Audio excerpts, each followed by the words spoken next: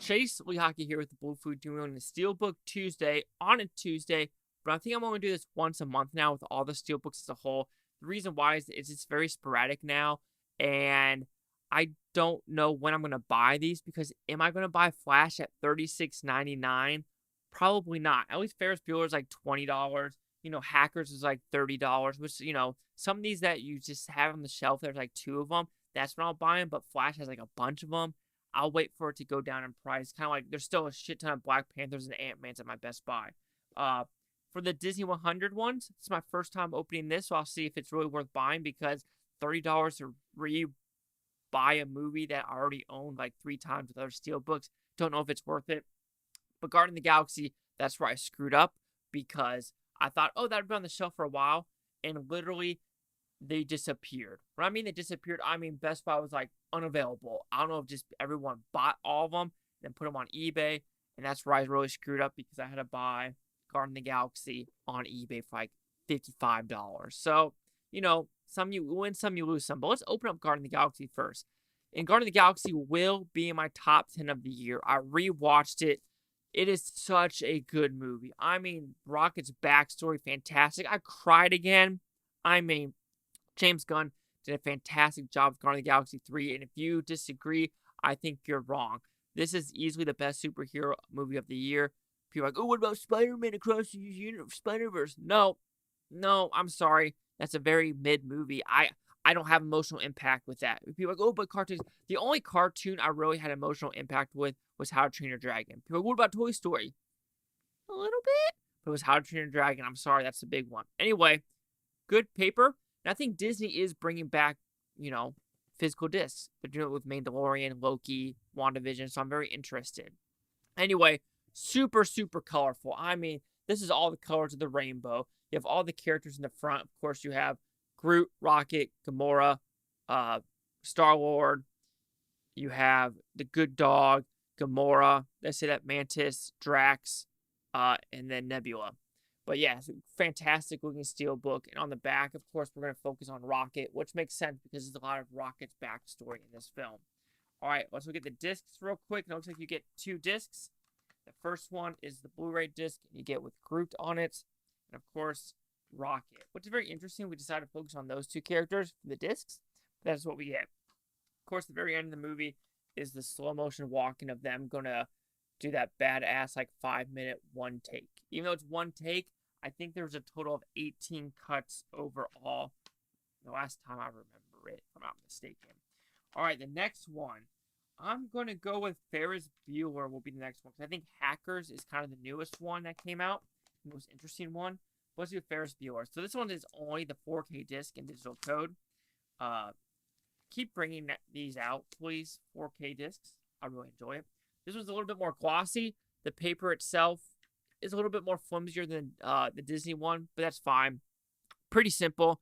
You got the car. You got Matthew Broderick, red, white, and the blacks. Very glossy looking. It is fun to watch. I think the funniest part is thinking that these are all high scores. On the back of the thing, I don't want to take this off. Okay, it's they did it. The spine matches. Look at that. Oh my God, Paramount. Fantastic. You did Guardians did not do it, but you get plus. This is a fantastic thing you did, Paramount. Love it. Love it, love it, love it. Anyway, but what Paramount does is just black discs usually. All right. Then the famous them looking at a painting still from the movie. One of the more iconic shots, I think, of the film for sure. All right. Is it a bummer that you don't get the DVD? I mean, yeah, but then also just think about, do people really need a Blu-ray and a DVD and a 4K disc? That's something that maybe you have to discuss, not me. Anyway, my first 100 one decided to be The Nightmare Before Christmas in 4K. Not the one I was expecting. I will be buying The Little Mermaid for sure. I was debating on the Cinderella one, but we'll see what, the 100 one actually looks like. Paper, pretty thick. Disney does a good job with that. So when looking at it, I mean, It does nothing really special. I mean, I hate to say it. It's very metallic, Disney 100, very simplistic. You have the small, what if you want to call it, poster or character in the title.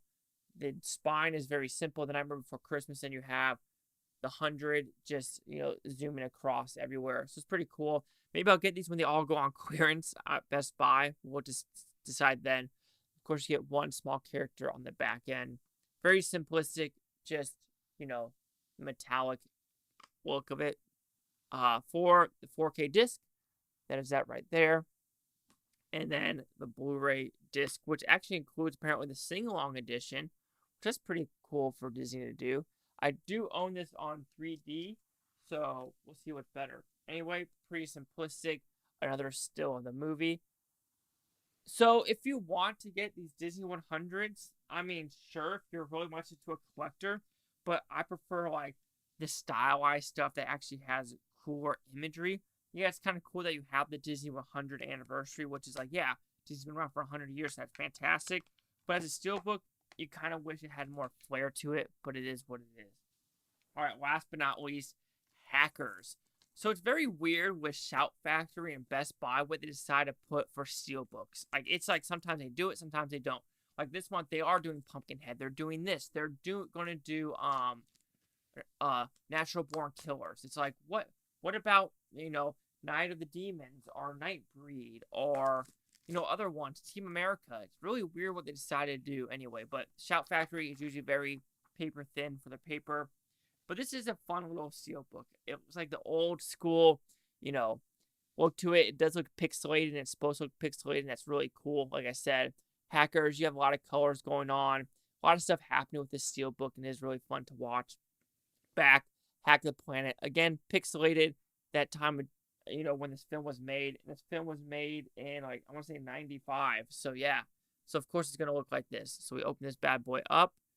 And then we have the 4K disc. Angelina Jolie in one of her probably first movies or one of her first leading roles.